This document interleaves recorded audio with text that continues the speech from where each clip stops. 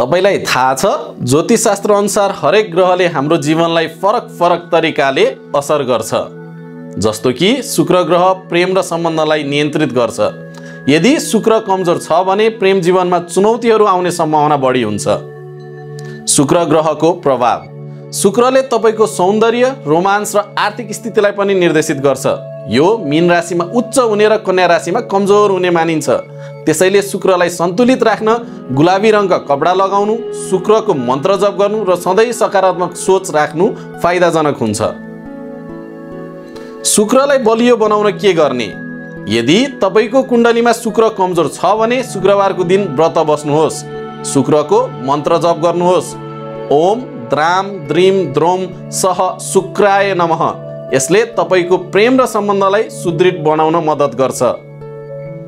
रोचक तथ्यका लागि फलो गर्न नबिर्सिनुहोस्। यस्ता धेरै ज्योतिष सम्बन्धी रोचक तथ्यहरूका लागि फलो गर्न नबिर्सिनुहोस्। तपाईलाई कुन ग्रहको प्रभाव थाहा पाउन मन छ कमेन्टमा लेख्नुहोस्।